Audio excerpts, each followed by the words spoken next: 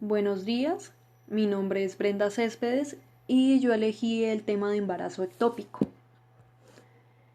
Entonces, el embarazo ectópico se define como la implantación del óvulo fecundado fuera de la cavidad uterina. Este representa una de las causas más importantes de abdomen agudo en ginecología y la principal causa de muerte materna en el primer trimestre del embarazo. Su incidencia es de un caso cada 200 a 300 embarazos.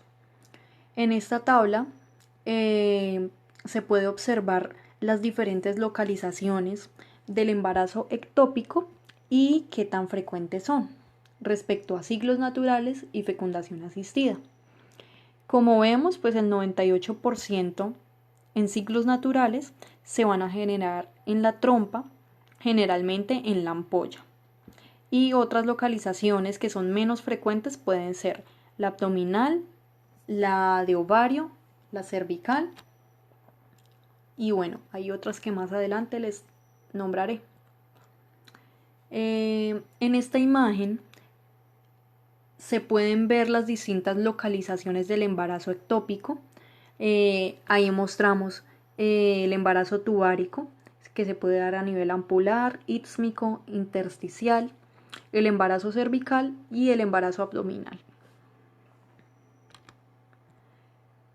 Respecto a los factores de riesgo, estos se dividen en factores de riesgo alto, intermedio y bajo. Entonces, empezamos con los altos. Estos están relacionados con la patología tubárica y alteraciones del transporte del óvulo fecundado. A las pacientes que tienen antecedentes de embarazo ectópico y que se les realizó tratamiento conservador, tienen un 15% de recurrencia. Respecto a la patología tubárica, la enfermedad pélvica inflamatoria y la cirugía tubárica previa son factores de riesgo de grado alto. La causa más frecuente de embarazo ectópico es la disrupción anatómica de la trompa por infección, cirugía, anomalías congénitas o tumores. Respecto a la ligadura tubárica, pues la tasa de fallo tras la esterilización en el primer año es de 0.1 a 0.8%, de los cuales un tercio serán ectópicos. También la exposición intraútero a dietilestilbestrol y las que son portadoras de dispositivos intrauterinos. Respecto a los factores de riesgo intermedio, está la enfermedad pélvica inflamatoria que puede afectar las trompas y dejar importantes secuelas tanto anatómicas como funcionales, las infecciones pélvicas que alteran la función tubárica y pueden producir obstrucción y síndrome adherencial, las múltiples parejas sexuales, el tabaco, también la esterilidad por el uso de gonadotropinas para la inducción ovárica. Esto aumenta mucho más el riesgo. Ahora vamos con la evolución del embarazo ectópico. Entonces, está la resolución espontánea, en la que el embarazo ectópico puede detenerse y el trofoblasto y el embrión reabsorberse. Pues no se puede saber con exactitud qué pacientes van a terminar con una resolución espontánea. Sin embargo, generalmente se da en pacientes que están hemodinámicamente estables y con concentraciones iniciales menores a 2000 que posteriormente descienden. Está la rotura tubárica. El embarazo ectópico continúa su desarrollo, pero la pared de la trompa no está preparada para soportar la penetración del trofoblasto para formar la placenta, por lo que se produce una hemorragia más o menos de moderada pues sin intensidad. Esto causa una emergencia y es una de las causas frecuentes de muerte materna en el primer trimestre. El aborto tubárico, que es la expulsión del producto de la concepción a través de las fimbrias de la cavidad abdominal, y el embarazo ectópico persistente, que es poco frecuente, se presenta entre el 2 y 20% de casos sometidos a tratamiento conservador, puede generar una rotura de pared tubárica y los productos de la gestación que están o que se dejan en las trompas, en la trompa, se reabsorben o causan obstrucción posterior de la misma. Respecto a la clínica, cuando es precoz, pues la paciente estará asintomática generalmente. Ya más adelante va a presentar un dolor abdominal unilateral de variable intensidad y localizado en el bajo vientre.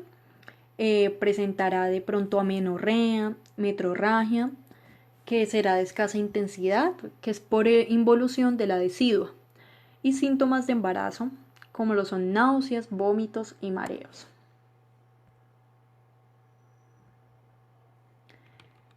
A la exploración, entonces, en el tacto vaginal se encontrará una masa yuxtauterina blanda en la zona anexial o en el fondo del saco de Douglas. El útero estará ligeramente aumentado en el 20 a 30% de los casos e hipersensibilidad abdominal que se da en el 80 a 95% de las pacientes. El abdomen estará blando, sensible, pero sin defensa. Entonces, en este cuadro les resumo los signos y síntomas del embarazo ectópico, donde pues les nombraba que el dolor abdominal más que todo, o sea, es el síntoma frecuente que casi siempre se va a presentar, y los signos pues también pueden presentar fiebre, como vemos ahí, pero es en un bajo porcentaje. El diagnóstico se realizará pues el gol estándar es la ecografía transvaginal. Los signos ecográficos son el útero con ausencia de saco gestacional, espesor de endometrio de 5.95 más o menos 0.35 milímetros, no superior a 13 milímetros, el signo del doble halo en la trompa, saco gestacional fuera del útero con presencia de vesícula vitelina e incluso a veces de embrión. Este signo es, mejor dicho, casi que el patognomónico, casi no, es el patognomónico para el diagnóstico, y el pseudosaco intrauterino o de líquido en cavidad abdominal. La VHCG, como sabemos, en un embarazo intrauterino con una evolución normal, los niveles se duplican cada 2 a 3 días. Sin embargo, en el embarazo ectópico descienden o se incrementan por debajo de lo normal o ascienden solo en un 7%. Entonces, hay que sospechar del embarazo ectópico cuando los niveles de VHCG están por encima de 3000 y no se encuentra saco gestacional en el útero y no se trata de gestación múltiple, porque la gestación múltiple pues aumenta mucho más de lo esperado los niveles de VHCG. Entonces es importante realizar la ecografía y la VHCG en sospecha de embarazo ectópico. Respecto a la culdocentesis, en esta técnica se obtiene sangre acumulada en el fondo de saco peritoneal de Douglas mediante punción con aguja larga por vía transvaginal del fondo vaginal posterior y aspiración con una jeringa. En la actualidad solo estaría indicada en casos de urgencia y siempre que no sea posible la realización de una ecografía. En el embarazo ectópico accidentado es habitual la existencia de sangre en el fondo del saco de Douglas, pero también es frecuente su presencia en el embarazo ectópico en evolución. Se considera que la técnica es positiva cuando se obtienen varios mililitros de sangre incoagulable. Esta tiene una sensibilidad y especificidad del 85 al 90% y valor predictivo positivo del 80 al 95%.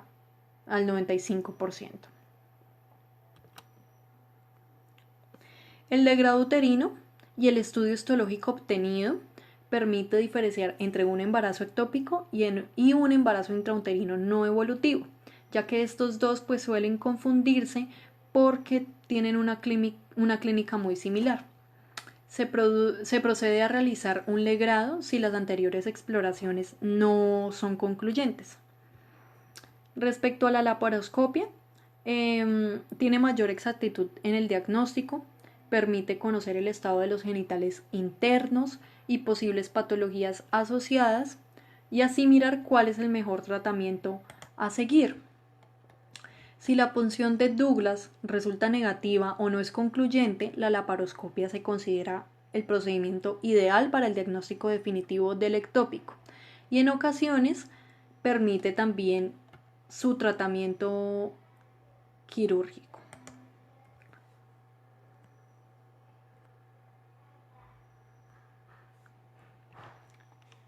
Bueno, ya vamos con el tratamiento quirúrgico. Entonces, aquí está la laparoscopia y la laparotomía, que de elección está la laparoscopia, porque permite una recuperación de la paciente mucho más rápida, es de menor costo, ¿sí? Sus indicaciones son en pacientes inestables, en la rotura tubárica. Entonces, para mirar si hay rotura tubárica, entonces es dependiendo de los signos de la paciente. Entonces, que va a presentar dolor abdominal intenso, más de 300 mililitros de líquido libre peritoneal, coexistencia con una gestación intrauterina viable, hipersensibilidad al metotrexato, alteración hepática o renal, lactancia e inmunodeficiencia, enfermedad pulmonar o úlcera gástrica. También está indicado cuando el metotrexato está contraindicado. Sus contraindicaciones son cuando hay concentraciones elevadas de HCG en sangre mayor a 5000, actividad cardíaca fetal, embarazo ectópico de gran tamaño, de 3.5 a 4 centímetros.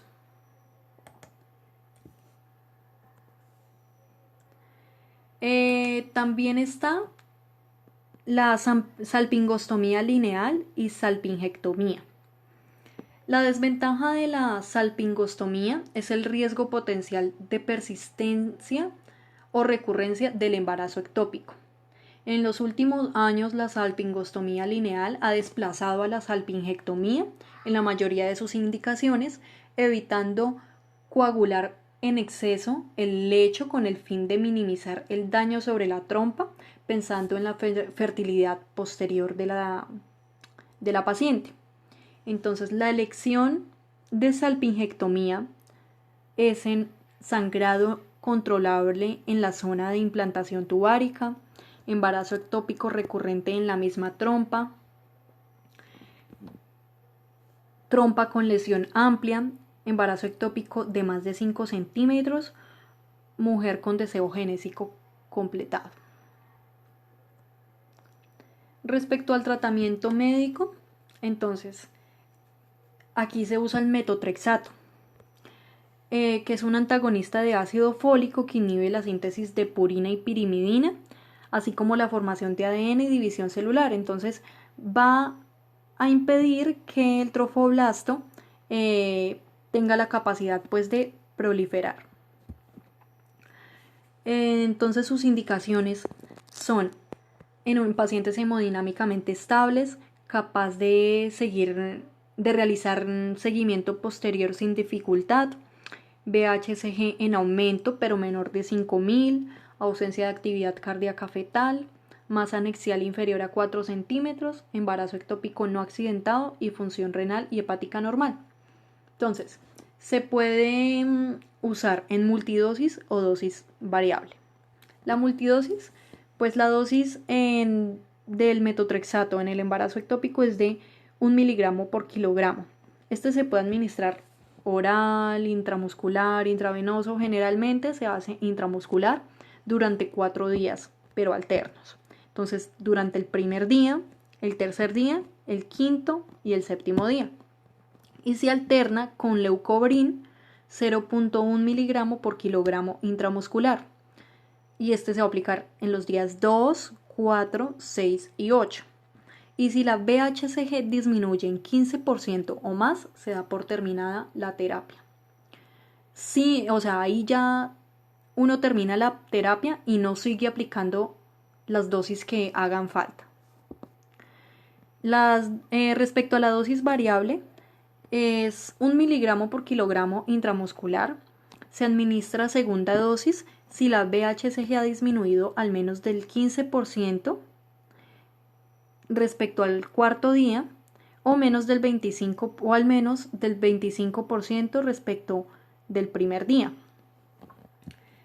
Si después de 3 dosis de metotrexato, los niveles de BHCG descienden menos de un 15%, se propone a la paciente ya una laparoscopia.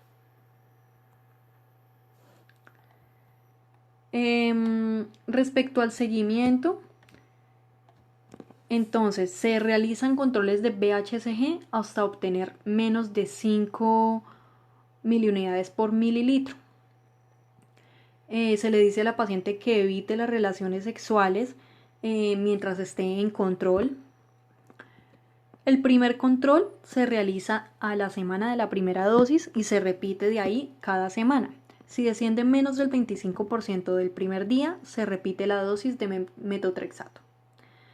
Y pues la BHCG se negativiza entre los 35 y 100 días. El dolor abdominal pues es frecuente a los 3 a 4 días de haber iniciado el tratamiento. La ausencia de afectación del estado hemodinámico de la paciente y del descenso del hematocrito permite diferenciar este dolor pasajero con el dolor producido por una rotura tubárica, que es de lo que hay que estar pendiente. Se le dice a la paciente que no use AINES, ya que interfiere en el mecanismo de acción del metotrexato, y no tomar el sol por la fotosensibilidad. También hay que tener en cuenta los efectos secundarios que puede causar la toma de este medicamento, como lo son la depresión de la médula ósea, afectación hepática, gastroenteritis, estomatitis, alopecia, fotosensibilidad, que estos son de corta duración, pero después de haber finalizado el tratamiento, pues todo vuelve a ser normal. Entonces, respecto a la sospecha clínica, pues esto es un diagrama. Entonces acá, después de hacer la historia y la exploración física, entonces vamos a evaluar si está estable o inestable la paciente. Si está inestable, ya sabemos que es el tratamiento quirúrgico de una. Si está estable, entonces se le realiza ecografía transvaginal. Se mira si hay gestación intrauterina, si es embarazo ectópico, por sus signos que ya les hablé de eso, entonces se hace tratamiento médico o quirúrgico, dependiendo. Y si no es concluyente, se hace BHCG en sangre. Si es menor a 1500, se repite de 48 a 72 horas. Si incrementa menos del 50%, se hace ecografía. Entonces, donde vamos a mirar si hay gestación intrauterina. Si hay masa anexial, entonces tratarla. Y si es negativo, entonces embarazo ectópico o intrauterino no evolutivo. ¿Sí? Entonces se le hace tratamiento. Si se incrementa más del 50%, entonces se le realiza una eco transvaginal hasta confirmar o no gestación intrauterina. Y si hay un descenso a más del 50%, quiere decir que la gestación no es evolutiva, sea un intra o extrauterina. Entonces se le hace BHCG semanal hasta que sea negativo. Respecto a si es mayor a 1500, entonces si hay sospecha de masa anexial, hay que hacer tratamiento médico. Si no hay masa anexial ni gestación intrauterina, entonces se hace BHCG y ecografía en 48 horas. Puede que haya saco gestacional. Si no hay saco gestacional, miramos la BHCG. Si incrementó en menos del 50%, se hace tratamiento médico quirúrgico. Y si hay descenso más del 50%, quiere decir que la gestación no es evolutiva, entonces se hace BHCG semanal hasta que se negativice. Otras localizaciones.